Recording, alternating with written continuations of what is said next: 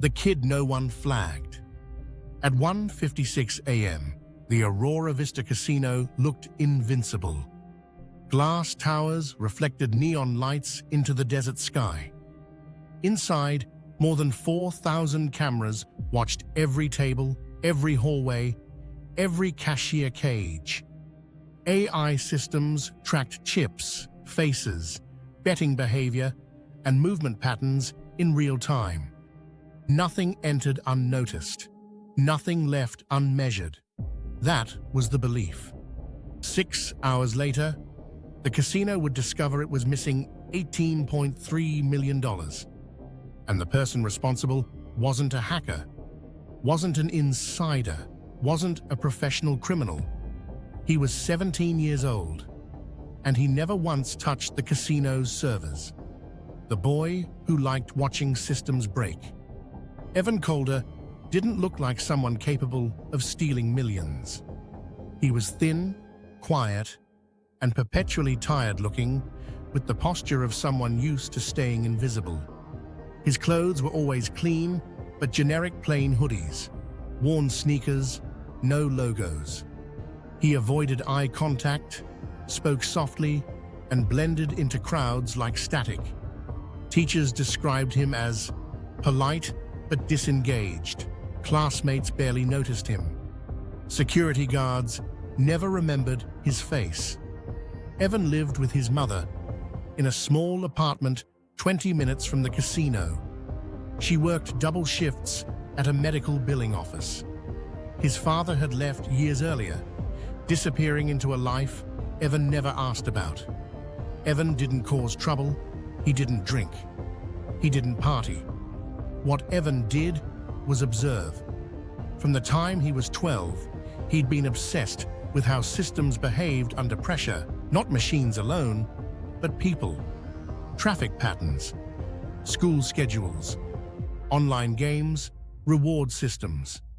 He wasn't interested in cheating. He was interested in edges, places where rules overlapped poorly, where assumptions replaced checks. By 15, Evan was already running simulations on his laptop, not hacking tools, just models. He studied how delays accumulated, how redundancy created blind spots, how safety features introduced predictable gaps. He didn't tell anyone. People never listened to kids. Why the casino entered his life. Evan's introduction to Aurora Vista Casino came through boredom. At 16, he started working evenings delivering food. The casino was one of his most common drop-offs. Security waved him through the delivery entrance without a glance. He was background noise. But Evan noticed things. The same guard taking a break at the same time. The same door left ajar during shift changes. The same delay between physical actions and digital confirmation. Casinos were supposed to be airtight, but they were also enormous, and enormous systems leaked. Evan began timing things purely out of curiosity. How long doors stayed unlocked? How long cameras rotated before recalibrating? How long it took before chip counts updated internally after table closures? He wasn't planning anything. Not yet. The first crack. The crack came on a slow Tuesday night. Evan had made a delivery to a restaurant inside the casino and lingered near the gaming floor, watching a blackjack table from a distance. A dealer cashed out a player with high-denomination chips. Evan glanced up at the overhead display. It didn't update. 10 seconds passed. 20. Almost a minute. Then it refreshed. No reaction from security, no intervention. Evan felt a chill. That wasn't a glitch, that was buffering. Understanding the buffer. Over the next few weeks, Evan returned not to gamble, but to watch. Sometimes he'd place a small bet, lose intentionally, and leave. Sometimes he'd just sit nearby, pretending to text. He noticed something crucial. The casino's systems didn't react instantly. They queued. Data flowed through layers: table, local hub, central system, audit logic. That delay wasn't a flaw, it was intentional. Instant reaction created false positives, so the casino allowed small inconsistencies to exist temporarily. They assumed those inconsistencies would resolve themselves. Evan understood the danger immediately. Temporary inconsistencies become permanent if someone controls the timing. The wrong assumption. Aurora Vista's security systems were excellent at detecting cheating behavior. Card counting, team signaling, RFID interference, abnormal betting spikes. What they were terrible at detecting was compliance abuse. Evan wasn't aggressive, he didn't win big, he didn't repeat patterns. He behaved like noise, and noise was ignored. The teenager's advantage. Adults underestimated Evan constantly. That was his advantage. Security guards didn't challenge him. Dealers didn't remember him. Supervisors didn't see risk. A teenager losing small bets was harmless, but Evan wasn't playing the games. He was playing the casino's accounting logic. The experiment phase. Evan began with tiny tests. A $50 bet placed precisely during a dealer shift change. A chip exchange timed to camera recalibration. A payout requested while a table went into manual mode. Sometimes nothing happened. Sometimes a discrepancy appeared and vanished. But occasionally, the system corrected in Evan's favor. He logged everything: times, tables, personnel, system responses. By the end of 3 months, Evan had something dangerous: a repeatable sequence. What Evan realized: the casino didn't track money the way people imagined. It tracked expectations. If the system believed a certain outcome was statistically acceptable, it approved it even if the physical reality disagreed. That meant if Evan stayed within expectation, he could extract value indefinitely. Not fast, but safely. Scaling without triggering alarms, Evan never took more than a few thousand in a night.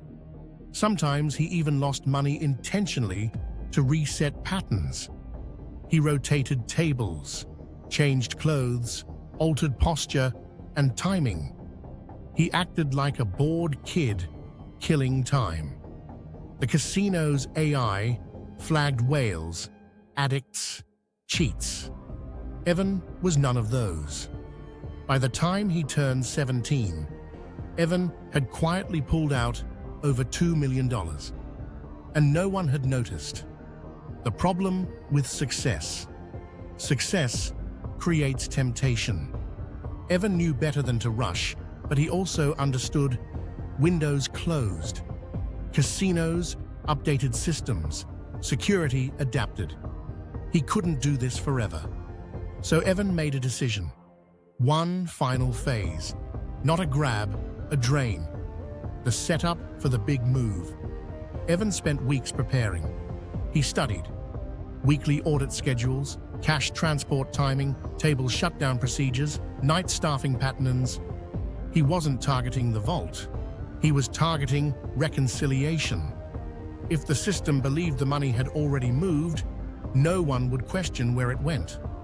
But this time, the numbers would be impossible to ignore. And somewhere deep inside Aurora Vista's back-end systems, thresholds would be crossed. Whether anyone noticed in time, that remained to be seen. Evans sat at home one night, laptop open, notes spread across his desk. He wasn't smiling, he wasn't excited, he was calm, focused, and for the first time, slightly afraid. Because what he was about to do would either work perfectly or change his life forever. The night the numbers lied. Evan chose Thursday for a reason. Thursday nights at Aurora Vista were busy enough to generate noise but not busy enough to trigger heightened scrutiny. It was the overlap night. 2 accounting teams. Partial audits, manual overrides logged but reviewed later. A night designed to forgive small inconsistencies. Evan needed forgiveness. He arrived just after 10:40 p.m., wearing a faded grey hoodie and black sneakers he'd owned for years. Nothing new, nothing memorable. He passed through the entrance with the same posture he always used, head slightly down, shoulders relaxed, moving like someone with nowhere important to be. The security guard glanced at him for less than half a second. That was enough. Phase 1. Creating legitimate confusion. Evan started small. He sat at a low-limit baccarat table and placed a few conservative bets. Won 2, lost 3, cashed out, normal behavior, logged by the system as expected variance. Then he moved, table to table, floor to floor. Each stop wasn't about winning, it was about touching systems, creating minor interactions across multiple subsystems, chips issued, chips redeemed, dealer shift logs, camera transitions. By midnight, Evan had interacted with 7 different tables and 4 cashiers. Nothing unusual, but underneath, the system was now juggling dozens of tiny, delayed confirmations. Evan had warmed the buffer. Phase 2. The overlap window. At 12:47 a.m., exactly as predicted, the East Wing Baccarat pit went into partial manual mode. A supervisor badge scan failed on the first attempt. It always did. Evan had tested it weeks ago. For 43 seconds, payouts were approved locally before being synchronized centrally. 43 seconds was an eternity. Evan placed a mid-sized bet, $12,000. Not outrageous, well within tolerance. The dealer dealt. Evan won. The payout was issued. Then, precisely 12 seconds later, Evan requested a chip exchange at the same table. The local system logged both events. The central system logged only one. When the sync resolved, the system assumed the other had already been reconciled. It marked the difference as statistical noise. Evan walked away with $24,000. No alarm. Why the system didn't react? Aurora Vista's software was designed to prevent theft, not disbelief. If something seemed impossible, it investigated. But Evan's numbers weren't impossible. They were unlikely, not absurd. And unlikely things happened every night. The casino made millions on probability. It trusted probability. That trust would cost them everything. Phase 3. Scaling without speed. Most criminals rush. Evan didn't. He repeated the sequence across different pits, spaced over hours, never exceeding thresholds. He lost deliberately between wins. He changed posture, changed pace, even changed the way he breathed when placing bets. By 3:15 a.m., Evan had accumulated over $620,000. Still no alarm, still no flag. The system believed everything was fine. The moment it became irreversible. At 3:41 a.m., Evan executed the final variation. This one had only worked twice in testing. It involved a pit closure, a cashier shift change, and a delayed RFID confirmation, all within a 90-second window.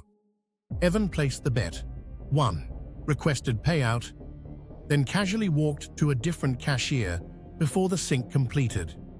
2 subsystems recorded responsibility. Neither claimed ownership. The money existed in both places.